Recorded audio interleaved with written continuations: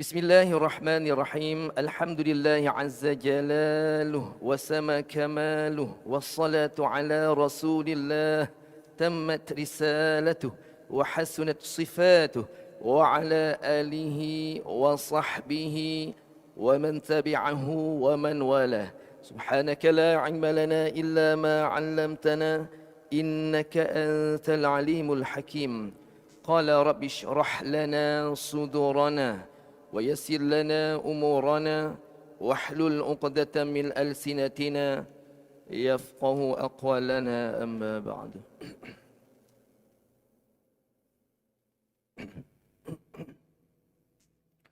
Yang dimuliakan tuan-tuan imam, pengurusi jawatan kuasa masjid, tuan-tuan haji, puan-puan hajjah, ahli jemaah muslimin muslimat yang dirahmati Allah sekalian. Jadi alhamdulillah, yang pertama sekali kita rafakkan dulu rasa kesyukuran tuan-tuan kita kepada Allah Subhanahu wa taala. Kerana Allah Subhanahu wa taala telah membuat ketetapan kepada kita. Allah Subhanahu wa taala telah membuat ketetapan kepada kita. Pada pagi ini Allah Subhanahu wa taala memberikan keizinan untuk sama-sama kita menunaikan solat qabliyah subuh juga solat fardu subuh secara berjemaah. Jadi alhamdulillah wa syukurillah. Itu yang pertama sekali kita kepada Allah SWT kita panjatkan atas nikmat yang diberikan kepada kita, diberikan ruang lagi kepada kita untuk berhadap ibadah kepadanya dengan dalam keadaan yang sempurna tuan-tuan. Alhamdulillah, mudah-mudahan. Tuan-tuan yang dirahmati Allah sekalian, saya ni hari ni bukanlah kuliah saya ya. Jadi kuliah yang sebenarnya adalah guru yang lain. Di pagi ni saya mengisi kekosongan itu.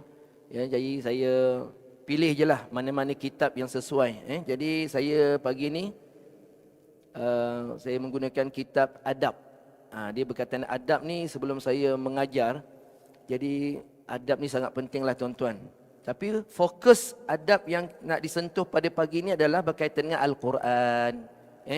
Kitab yang dikarang oleh Al-Imam Nawawi rahimahullah ta'ala. Kitab At-Tibyan fi Adabi Hamalatil Quran. Dan kitab berkaitan dengan adab-adab pembaca Al-Quran. Yang dikarang oleh Al-Imam Nawawi rahimahullah ta'ala. Kitab ini dia terdapat di dalam dia berkaitan dengan hadis yang sahih sahaja. Iaitu daripada kitab hadis Imam Bukhari dan Muslim. Dan juga ulama yang sepakat secara ijma' dalam mengarang kitab-kitab ini dalam kitab hadis, yang mana kitab-kitab yang hadis yang diambil adalah daripada hadis yang sahih, yang mana kita faham hadis sahih ini daripada adalah hadis yang pegangan kita yang kedua selepas Al-Quran. Pentahqiq kitab ini, dia mesti ada pentahqiq dan penterjemah. Pentahqiq kitab yang kita gunakan ini adalah Imam Muhammad Al-Hajar. Imam Muhammad Al-Hajar, dan penerbitnya daripada Darul Ibn Hizm. Sebelum saya masuk kepada tajuk kita, memandangkan subuh ni tuan-tuan, waktu berat tuan-tuan. Subuh ni waktu berat.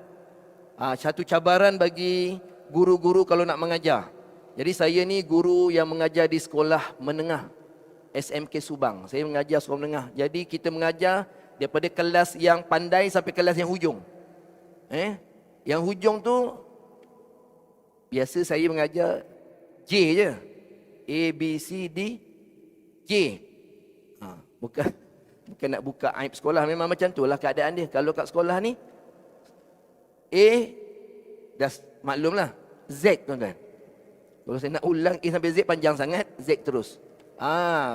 Kelas Z ni bila nak masuk dah dimaklumkan kepada kita, Ustaz, biasalah Ustaz, standby Ustaz, budak-budak ni biasalah, sabar sikit Ustaz. Dia dah maklumkan macam tu, sabar sikit Ustaz, dia macam ni, macam ni, macam ni. Jadi kreativiti, metodologi yang digunakan terpulang pada guru tu, macam mana nak guna. Jadi kalau pagi-pagi macam ni, kalau saya ngajar kitab fiqh, tauhid, tasawuf, kalau waktu macam ni saya tak boleh pilih kitab yang macam tu. Bukan, itu dia berat tu. Jadi kita pilih yang menarik sikit. Bagi saya menarik lah, tak tahu ada tuan-tuan. Yang menggunakan alunan-alunan. Alunan-alunan ni saya pilih kitab Tarannum lah. Nak masuk Tarannum, takkan terus Tarannum. Kita pilih berkaitan dengan alunan-alunan suara dalam kitab At-Tibyan. Bab tajuknya kita pilih juga, nak sesuai dengan subuh. Kena cari tajuk tuan-tuan. Saya pun mengantuk tuan-tuan. Bukan tuan-tuan mengantuk, saya pun mengantuk. Saya tak seronok macam tu tuan-tuan. Saya tak suka nak murid saya boring dengan apa yang saya ajar. Saya pun tak seronok. Kita pun ada perasaan tuan-tuan. Kita pun ada perasaan. Kalau orang mau boring dengan kita pun boring juga. Boring dengan diri kita juga. Jadi pagi ni kita pilih tajuk. Dalam kitab At-Tibyan ni, tadi saya dah beritahu tentang pentahqiq kitab, apa kandungan hadis yang diguna pakai. Kita pilih tajuk lah tuan-tuan. Saya cari tajuk dulu sekejap. Pilih dulu yang sesuai. Untuk subuh, kalau kuliah maghrib lain, kita ambil tajuk yang berat sikit lah. Okey, tajuk untuk kita bincang pagi ini iaitu bab meninggikan suara semasa membaca Al-Quran. Saya ambil juga dalam kitab Tarannum dan imam-imam mu'tabar dalam bidang seni suara juga. Dalam kitab At-Tibyan dia tak detailkan banyak. Dia disentuh tentang suara. Tapi kita kena terangkan detail suara yang macam mana yang dikatakan apabila kita meninggikan suara membaca Al-Quran. Saya baca dulu, nanti saya huraikan tuan-tuan. Fasal ini penting dan perlu diberi perhatian. Ketahuilah bahawa banyak hadis didatangkan dalam kitab sahih dan sebagainya menjadi dalil kepada hukum sunat mengangkat suara semasa membaca Al-Quran. Begitu juga banyak athar yang turut menjadi dalil kepada hukum sunat tidak membunyikan suara dan merendahkannya. Hukum sunat tidak membunyikan suara dan merendahkannya. Okey, saya kupas kat sini, ringkas kat sini. Bila berkaitan dengan fasal meninggikan suara dalam baca Quran. Tuan-tuan, bila sebut Quran, dia ada peraturan. Suara yang nak diguna pakai pun ada peraturan. Suara membaca Al-Quran tidak sama dengan suara bercakap. Yang ni saya bercakap ni. Kalau saya baca Quran guna suara bercakap, memang kuat. Lantang. Memang lantang. Ini suara bercakap. Cuba saya baca Quran guna suara ni tuan-tuan. Bismillahirrahmanirrahim. Suaranya keras. Suara lingkungan mulut namanya. Saya mau sakit tekak kalau saya kuatkan suara saya. Dia suara bercakap, tak boleh. Saya nak masuk lagu Tarannum apa? Bayati. Bismillahirrahmanirrahim. Susah tuan. Sobah. Dalam kepala tahu lagu tu. Ramai orang minat lagu-lagu. Tapi bila dia keluar dari suara dia, hancur. Sumbang. Tu dia tak berani nak baca tu. Dia suka alun. Alun dia suka. Allah sedap. Tapi bila dia nak cuba, dia tak berani. Keluar je daripada mulut, sumbang, keras dan sebagainya. Lagu Sobah. Dekat kepala dah bayang lagu Sobah ni. Bismillahirrahmanirrahim. Begitu keluarnya. Tapi kalau guna suara membaca Quran, tu kena belajar. Hari ni tak sempat nak ajar tu. Saya tunjuk je. Tarannum Bayati tadi contoh. Guna suara membaca Quran. Bismillahirrahmanirrahim. Yang tu yang saya bayangkan, yang tu dia keluar. Macam mana saya dapat suara yang lembut itu? Yang boleh mengikut apa yang kita nak. Itu nanti kena belajarlah. Sekarang tak boleh lah. Tarannum Sobah. Saya bayangkan dulu. Sobah. Tali alunan Sobah. Saya baca.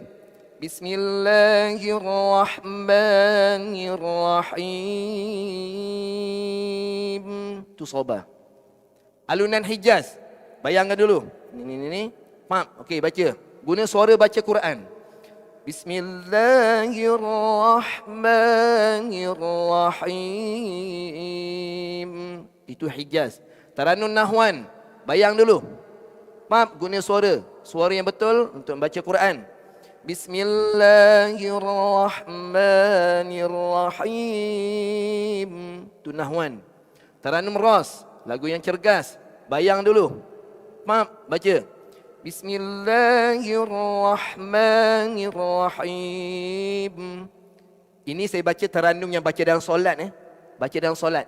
Dia tarannum ni, lagu Quran dia dibaca yang lambat, namanya tarannum bitahqiq atau mujawwad, batu baca lambat, tak sesuai baca dalam solat. Suara dia daripada rendah sampai ke langit.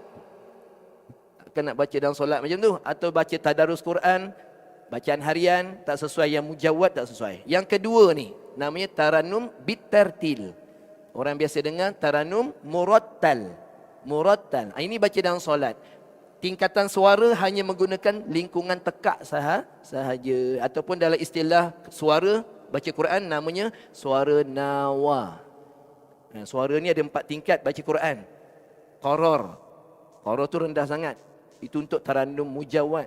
Contoh. A'udzubillahi minasyaitonirrajim. Ini qaror. Suara ni tak sesuai tuan-tuan. Itu untuk tarannum mujawwad. Suara yang kedua namanya nawa. A'udzubillahi minasyaitonirrajim. Baca dalam solat. Bismillahirrahmanirrahim. Itu baca dalam solat. Namanya suara nawa, lingkungan tekak. Yang ketiga, suara baca Quran namanya lingkungan hidung, tinggi sikit. Namanya jawabun, istilah suara baca Quran. Namanya jawabun, tingkatan yang ketiga. Ini boleh guna pakai untuk dalam solat, tapi sesuai untuk azan. Sebab dia laungan lebih tinggi. Kalau dalam solat takut mengah pula, tinggi. Azan tak apa, dia berhenti-berhenti. Dalam solat kalau baca surah panjang-panjang, mengah nanti. Melainkan tuan-tuan pagi-pagi senaman 30 minit kardiovaskular. Itu tak mengah insya-Allah. Tapi kalau tak biasa macam saya ni jarang senaman, mengah nanti. Elok-elok tinggi dah letih, turun. Tak sedap dah lah. Okey, jawab dia panggil jawab. Jawabun ni suara lingkungan hidung dia tinggi. Sesuai untuk azan dan juga alunan-alunan seperti berzanji, tu sesuai. Dia tinggi, sedap dengar yang tu. Berzanji contoh, lagu Ros. Allahumma salli wa sallim. Tu jawabun. Bau sedap dengar. You ambil koror. Allah tak sedap dengar. Tinggi sikit. Lagu Ros kan. Allah. Letak kat tingkatan. Itu nak kena belajar pula. Kena letak dulu tempat dia. Kau tak terjumpa. Kalau tak tinggi tu tak cantik. Allahumma salli wa sallim wa barik alaihi. Lenggok-lenggok tu nak kena letak betul suara. Baru jumpa lenggok tu. Kita bayang je dia ikut. Kita bayang je buat dia ikut. Tapi suaranya kena belajar. Boleh belajar tak suara dia? Boleh. Ilmunya ada. Belajarnya tak susah, tapi kena ikut tertib. Sebab saya seorang guru, ajar jangan ambil tinggi-tinggi. Maaflah kita ramai tok guru. Tok guru kita, dia bukannya ambil diploma pendidikan. Dia ajar ikut dia lah. Ikut cara dia ke. Kita jangan marah dia. Tinggi sangat level ni. Jangan marah. Cara dia. Tapi kalau sebagai seorang guru, kita belajar aras rendah, aras sederhana, aras tinggi. Sebelum nak ajar, soal jawab dulu. Contoh, kita tanya, siapa yang pernah belajar Tarannum Bayati yang angkat tangan? Tak pernah belajar. Ambil aras rendah. Jangan mengajar orang, kesian orang tak sampai level. Okay? Sambung suara, jawab tadi. Macam mana nak tolak? Saya bagi sikit je, ilmu, sikit je. Sebab benda ni penting. Penting belajar suara. Kat luar sana banyak kelas suara. Suara apa? Suara menyanyi ramai. Kawan-kawan saya geng-geng menyanyi, dia buka kelas vokal menyanyi. Saya kata, Syekh, bukalah kelas vokal Quran. Orang nak belajar Quran, suara nak tinggi juga. Nak sedap. Itu entahlah kata dia. Bila dia cakap macam tu, saya pun sedih lah. Saya cakap, aku kena ngajar ni. Kena buka kelas suara baca Quran. Suara azan. Contohlah saya ambil ini suara qarot ni, suara nawa. Suara nawa mulut. Saya bagi sikit je, buka sikit. Suara nawa ni mulut. Yang kedua yang gia 3 nawa apa? Jawab. Macam mana nak naik nawa kepada jawab? Kita ambil contoh azan mudah sikit. Tengok Saya naikkan gia 2 ke gia 3. Gia 1 qaror. Azan tak boleh qaror tuan-tuan. Kalau subuh bahaya qaror. Allah. Lagi orang dia tuan. Qaror tak sesuai kalau azan. Lagi subuh. Kena pula mikrofon pun sedap lain macam. Takut orang. Ambillah nawa azan. Daripada nawa tolak ke gia yang ketiga. Yang ni pun bukan senang. Kalau tak pandai masuk dia jadi keras. Contoh. Allah, mulut. Ini nawa. Allah. Dah masuk. Dah masuk gia. Kalau tak masuk macam ni. Allahu Akbar. Allahu Akbar. Aduh. Jangan macam tu tuan. Itu tak masuk gia. Nak masuk macam mana? Tak ada masalah. Boleh belajar tuan. Benda boleh bincang tuan. Boleh bincang. Dia benda pelan-pelan. Kena step by step. Jadi, bila tak jumpa, bahaya dia apa? Dengar baik tuan. Saya duduk Kampung Selamat, Subang. Siapa tahu Kampung Selamat, tahulah. Situ ada surau. Ni cerita lama cerita. Bilal tak jumpa suara, dia tak jumpa tingkatan jawab, dia akan jadi kuat. PA system dia ada, dia punya kemampuan menerima kekuatan suara. Bila terlampau kuat, meletup tuan. Meletup tuan. Tempat saya lah. Dulu zaman saya tu popular Hitachi. Beli mahal tu. Bila kawan tu azan, senyap lah tu. Tapi alasan dia senang. Peti ni. Oh, peti. Ada orang cari sponsor, dapat lagi satu yang baru. Jenama lain, bagus juga. Pun meletup juga. Apa punca tuan-tuan? Itu buat mikrofon ni, mak saya tutup. Nak jaga ni, mahal ni. Saya pakai, saya tahu masjid pun jual macam ni, mesti mahal ni. Saya tak boleh jerit sebarang. Nak contoh pun saya tutup macam ni. Bahaya. Orang azan, Allahu Akbar, Allahu Akbar. Ya, sebab dia tak jumpa suara tinggi. Okey, kalau tukar suara tinggi, suara akan jadi lembut. Tinggi tapi lembut. Tak merosakkan sistem mikrofon. Contoh, jawab Allah, ni tangan saya ni saya nak tunjukkan tingkatan. Kalau saya letak macam ni, suara dah naik tingkatan yang ketiga. Nak masuk tu nak kena betul, masuk gia tu. Allah. Baru tak meletup mikrofon. Tinggi tu, tapi lembut. Orang nampak macam rendah. Kalau buat pun tahu kan. Allah. Nak tinggi. Tukar gia. Tak tukar gia, mengaum kereta. Kereta pun mengaum tuan. Tukar lagi gia cepat. Panas nanti, tekak pun sakit. Allah. Dah masuk. Allahu Akbar. Allahu Akbar. Bagi-bagi serak. Bagi-bagi suara tengah berat Allah. Ya ni lah bagi-bagi masalah ni. Allahu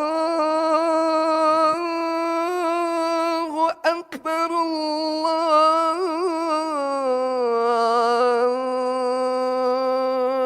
Itu suara kat mana? Jawab. Habis Ustaz yang suara perit-perit tadi? Orang kalau nak mengalun suara memang kena jaga suara tuan.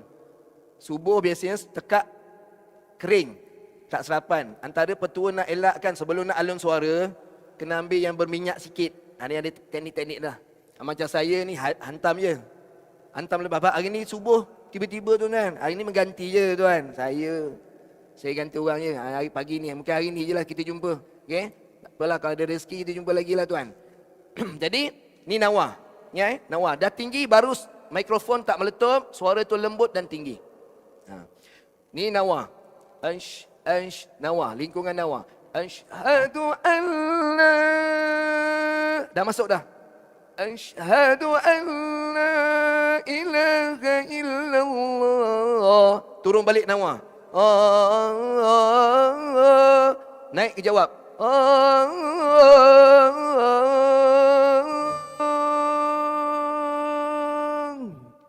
Baru tak meletup mikrofon. Ini yang suara keras-keras kas-kasan ni tekak kering. Maaf Zan, belum serapan lagi. Itu biasa, tak apa. Itu nawa. Jawab. Suara ni keluar hidung. Okey, itu yang dimaksudkan dengan Al-Imam Nawawi dalam kitab ini. Suara yang dimaksudkan yang katakan hukumnya sunat ini, suara membaca Quran yang betul letak dia. Bukan suara macam menjerit tadi tu. Itu tak boleh tuan. Tekak sakit dan sebagainya. Okey, kemudian yang kedua, sambung lagi. Insya-Allah, sambung belakang dia. Imam Abu Hamid Al-Ghazali dan ulama lain berkata, cara untuk menggabungkan maksud hadis dan asar yang berselisih dalam hal ini ialah jika merendahkan suara boleh menjauhkan diri daripada riak. Okey, membaca Quran ni, bila baca Quran dia ada hukum. Ada hukum wajib ada hukum sunat, ada hukum makruh, harus makruh baca Quran. Bila wajib baca Quran ini? Bila dibawa di dalam solat sebagai rukun. Wajib baca sebab dia rukun dalam solat. Ini saya ringkaskan. Yang kedua, makruh. Baca bila kita baca lebih daripada kadar. Kita mazhab Syafi'i dalam kitab Al-Azkar, dalam kitab semua imam termasuk Imam Nawawi sebut apa? La salata, ni hadis, dia menjelaskan tentang hadis, la salata liman lam yaqra bi Fatihatil kitab. Nak baca Quran dalam solat yang kadar makruh ni memang kena jelaskan bacaan tu dengan lafaz, bil lafzi, dengan lafaz, bi saut suara, bi sautul lafzi, dengan suara yang dilafazkan. Maksudnya apa? Suara tuan-tuan bila baca dalam solat, bagi makmum lah contoh, makmum mestilah didengari oleh telinga. Al-isma' binafsi, dengar telinga ni. Tapi kadar yang kata makruh apa? Saya nak jelaskan yang makruh tadi. Iaitu terlampau kuat. Sampai, okey, ini orang pertama saya. Orang kedua, dia dengar sama-sama suara kita. Bismillahirrahmanirrahim. Alhamdulillah. Orang kedua dengar, itu belum makruh lagi. Orang ketiga dengar. Ni orang pertama, ini orang pertama. Orang kedua tu, selepas kawan kita. Ni saya, satu. Kawan, dua. Yang ketiga, dengar suara kita, hukumnya makruh. Kena jelas tu. Ni kita dalam mazhab Syafi'i. Saya sentuh sikit dalam bab fiqh. Walaupun berat sikit. Orang boring kalau bukan, benda berat ni tak boleh subuh. Ni bab berkaitan hukum kita bincang. Hukum bab solat, memperhalusi solat berjamaah. Itu ambil waktu lain. Saya memang macam tu. Saya kalau subuh ni saya suka yang begini.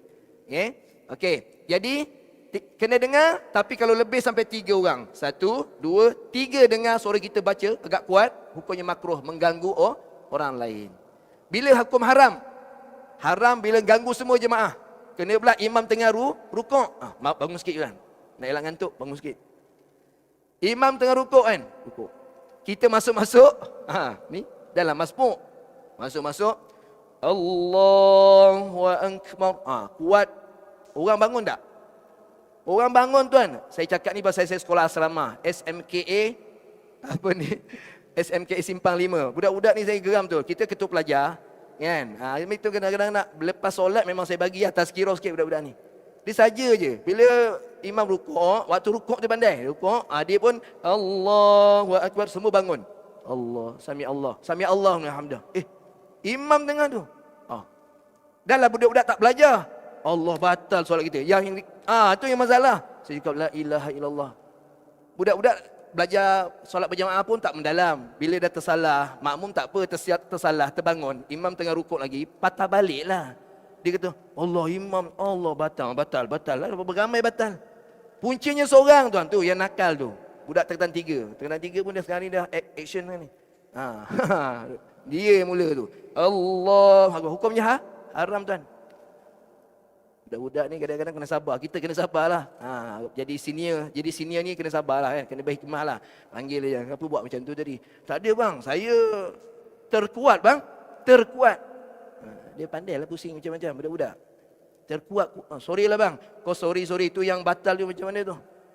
Tak tahu abang. Jadi ada hikmah juga. Kita jelaskan. Okey, siapa yang dah kata batal tadi tu. Okey. Kalau tak bercakap lagi. Orang semua berdiri kan. Semua gini-gini tak bercakap lagi. Sempat rukuk balik. Kan. Yang dah cakap, alah batal lah. Siapa cakap ni? Mana ni? Apa ni? Dan yang gitu dah tak boleh buat apa lah. Solat semula. Minta siapa yang bercakap tadi tolong bangun. Solat semula. Dah batal lah tu. Kalau sempat tak bercakap, toleh-toleh tak tahu benda kan. Kalau orang kata batal-batal, awak terus rukuk balik. Jangan tunggu lama-lama, rukuk balik. Ikut imam balik. Tak ada masalah saya cakap. Okey, itu cerita asrama. Budak asrama. Tapi hukumnya haram. Rosakkan solat orang lain dan mengganggu keadaan solat ibadah orang lain. Okey. Kemudian kita sentuh lagi dalam mengalunkan tadi. Okey, sambung balik tadi. Jadi Imam Al-Ghazali. Imam Al-Ghazali ni imam rujukan kita dalam bab tasawuf. Dia ada 2. Imam Junaid Al-Baghdadi, imam yang muktabar kita rujuk. Yang kedua Imam Abdul Hamid Al-Ghazali. Panggilan Imam Ghazali. Kitab biasa kita pernah belajar biasa sebelum ni, Ihya Ulumuddin. Okey. Imam Ghazali kata apa tu?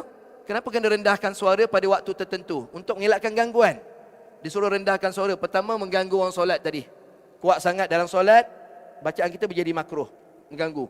Yang kedua, boleh mengganggu solat orang lain. Contohnya kita orang tengah solat. Antara baca Quran dengan solat, orang tengah solat, mana kita kena utamakan? Baca Quran ibadah. Ustaz, saya dah duduk dulu baca Quran. Saya duduk dulu. Dia baru sampai Ustaz. Solat sunat sebelah saya pula. Cik pasal lah kata dia. Aku baca kuat. Memanglah awak dah duduk lama. Tapi macam itulah keadaannya. Kadang-kadang kita kena memahami hukum. Kita tengah baca sedap kuat. Orang solat sunat solat. Biasa solat hari Jumaat lah. Saya perasan hari Jumaat. Pun masalah pelajar saya juga asrama. Saya pun guru mengajar SMK Agama Johor Bahru. Sebelum ni budak asrama kena komplain. Segan kat saya guru. Yang tidur terlentang kepala ke bawah tu lagi. Semua saya tegur. Ni bangun ambil wuduk. Bangun ambil wuduk. Ustaz, saya ada wuduk, saya duduk elok.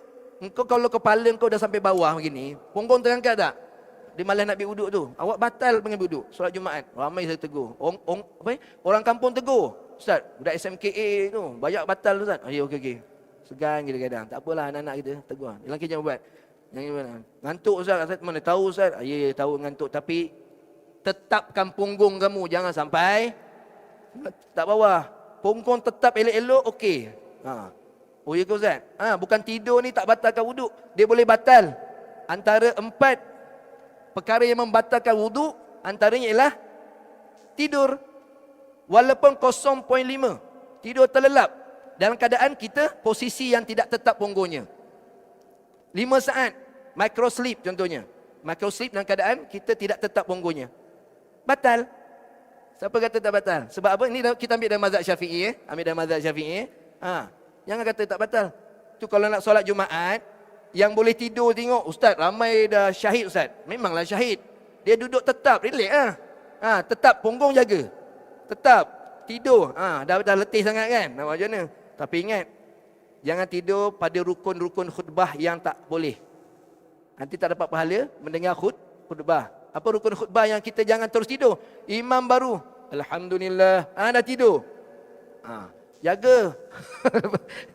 Tahanlah sikit. Sampai apa? Ittaqullah usikum wa iyaya bitaqwallah faqad fazal muttaqun. Itu baru mengingatkan orang bertakwa. Tunggu dulu. Dah dekat kepada doa. Apa?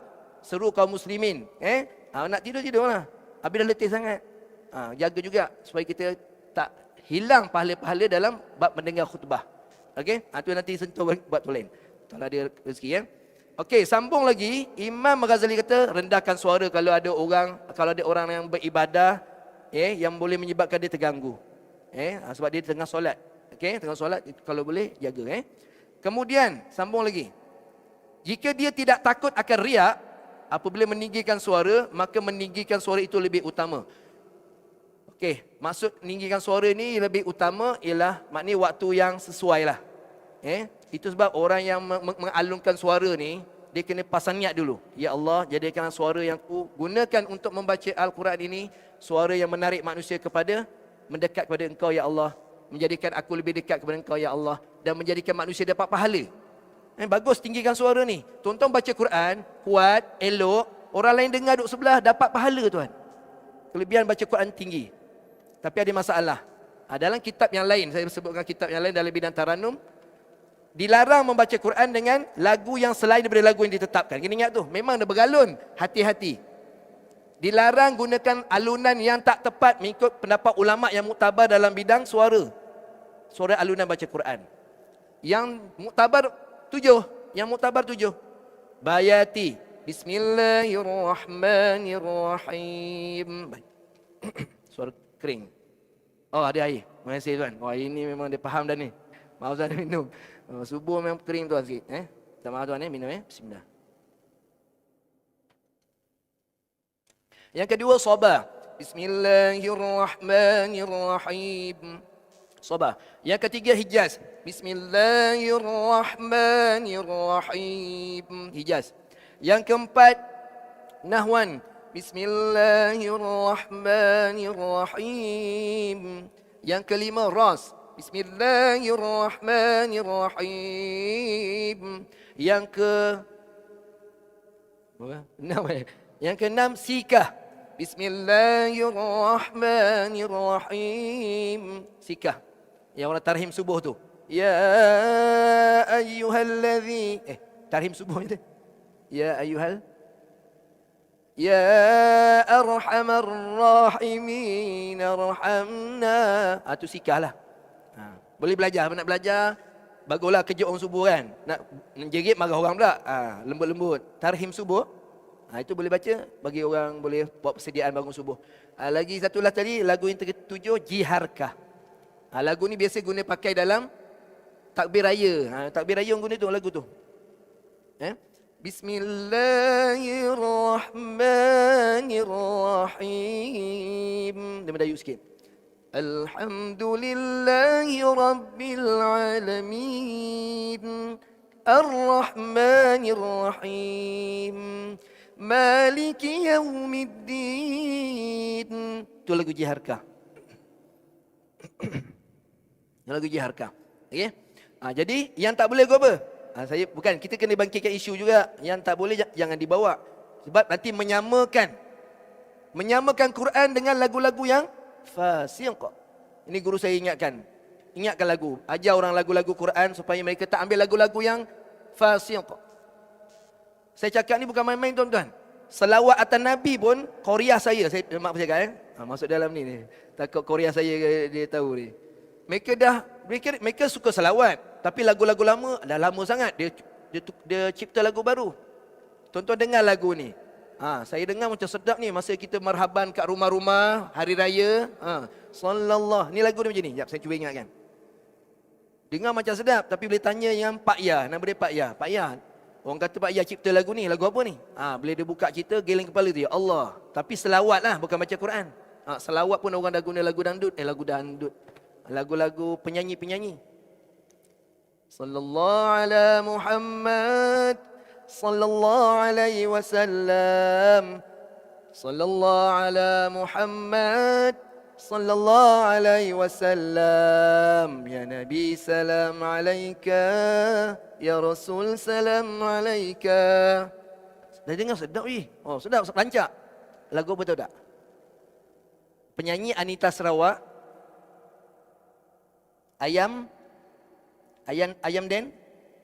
Dia orang yang biasa pernah dengar lagu. Haji dah tak dengar lagu tak apa. Ayam Den Lopeh.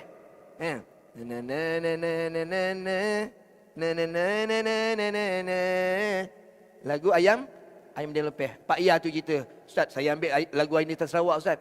Patut sedap. Puji lu. Patut sedap. Tapi selawat ni puji Nabi kalau boleh. Ustaz, maaf Ustaz, saya pun tak tahu Ustaz. Kita ni orang kampung ni gini. Itu selawat dah masuk dah lagu macam tu. Kalau boleh Quran, guru yang mengajar, yang diberi tauliah ni, ingatkanlah. Jangan. Apa lagu-lagu yang biasa diguna pakai? Zaman saya tu, tok guru saya. Allah. Ayah saya di sini. Tok guru kepada ayah saya juga. Tuan Haji Muhammad Syahar. Tokoh Ma'arij Allah. Saya sebutlah nama. Tapi saya tak setujulah. Sekarang saya tak setuju. Dia kalau lepas ceramah, tokoh Ma'al Hijrah 93, 96. Tokoh Ma'al Hijrah. Tu tok guru saya, tok guru ayah saya sekali lah. Dia kalau lepas ceramah, dia akan gurindam. Dan dibawa dalam solat. Saya tak tahu. Bawa gurindam. Orang lama dulu gurindam tuan-tuan. Lagu dia begini. Dibawa dalam solat. Lagu ni tak boleh. Walaupun gurindam Melayu tak boleh lah. Dengan Quran jangan samakan level lah. Kalau boleh lah. Kalau boleh. Dulu dia tak tahu lagu. Dia tahu lagu gurindam lah tuan. Lagu dia macam ni, gurindam ni. Wahai pemuda serta pemudi, harapan bangsa tiang negeri, jangan leka berhias diri, amal ibadah segera dicari. Tua muda miskin dan kaya, habislah sudah meninggal dunia. Ini lagu bukan lagu Quran. Sikit-sikit jangan banyak tuan, sikit. Jadi dia baca dalam solat. Bismillahirrahmanirrahim. Allah. Dulu sedap Alhamdulillahirabbil alamin. Allah. Tak guru je. Tapi kalau dengar tu kita sedih kalau dia baca tu sedap. Tapi tanya lagu Bukan lagu Quran, lagu gurindam. Jadi bila sekarang saya dah belajar tentang lagu-lagu Quran itu, saya cakap Allah tak boleh ni, tak boleh. Kena ingatkanlah. Walaupun gurindam Melayu, untuk mengelakkan martabat Quran itu. Dia nak tinggikan Quran, tak boleh samakan lagu-lagu biasa, lagu-lagu yang lain daripada itu. Yang dibawa, diguna pakai dalam orang menyanyi sebagainya. Bergurindam. Jadi kita kena jauhkan, jangan samakan. Okey? Okey, itu perbezaan. Ada banyak lagi, belum lagu Hindustan pun guru saya juga. Kawan ayah saya. Balai Dakwah Islamiah Jeram. Kawan tak sebut lah, orang tahu lah kan. Lagu sebut Bollywood je orang tahu lah kan. Lagu Hindustan, maaf saja lah. Kalau Kurdi lain. Dalam Quran boleh, Kurdi boleh. Dalam Quran biasa orang guna pakai pada harkat yang ketiga Taranum Bayati. Kurdi boleh. Husaini boleh, Kurdi boleh, Syuri boleh. Kurdi. Tapi kalau Hindustan enggak boleh. Kurdi dia memang ala-ala Hindustan sikit, Kurdi. Kurdi ala-ala Hindustan. Contoh lagu Kurdi. Allah maksud nak bagi mari dulu. Wattini wazzaituni wa turi sinina wa hadzal baladil amin. Ni Kurdi namanya. Nanti waktu lain lah. Nak belajar tu dia kena ambil waktu lain. Waktu tu singkat. Saya minta maaf kalau tu ambil masa lama. Tengok jam dulu tuan. Boleh tuan lagi? Boleh lagi? Boleh sikit lagi. Okey, saya habiskan sikit lagi. Ataupun yang tadi tu dah habis lah. Okey, sambung sikit lagi sampai bawah ni je sikit. Jadi bab suara tadi kita dah jelaskan. Jika dia tidak takut kepada riak, boleh tinggikan suara. Ikut tempat yang sesuai. Nak tinggi suara tengok keadaan. Kalau tak ada mengganggu manusia, beribadah, ya Allah, tak ada masalah.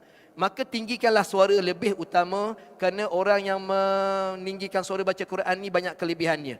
Lebih banyak amalan yang dapat diperoleh bila kita tinggikan suara baca Quran. Hal ini kerana faedah turut diperoleh oleh orang lain.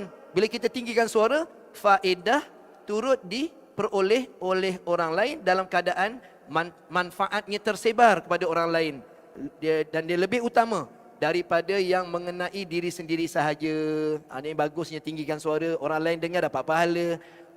Kalau dicorong-corong boleh baca Quran, orang di luar sana boleh dilembutkan hatinya. Kalau dia nak buat jahat, dengar orang baca Quran, hatinya tersentuh, akan tertarik-tarik untuk mengelak daripada kejahatan. Banyak kebaikan di sini kalau tinggikan suara membaca Al-Quran. Wallahu a'lam.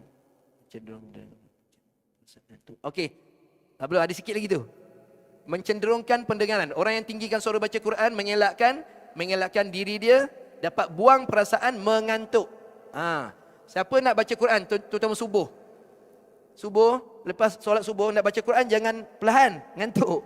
Tinggikan suara. Dia tu untuk membuang perasaan mengantuk dan meningkatkan kecergasan serta membangunkan dan turut memberi semangat pada orang yang tidur atau lalai. Itu bagusnya tinggikan suara membaca Al-Quran. Ini adab lah. Adab dalam nak meninggikan suara pun dia ada adab dia. Dan saya sentuh sikit berkaitan dengan suara membaca Quran supaya kita tahu. Nak tinggikan suara, nak rendahkan suara itu suaranya macam mana.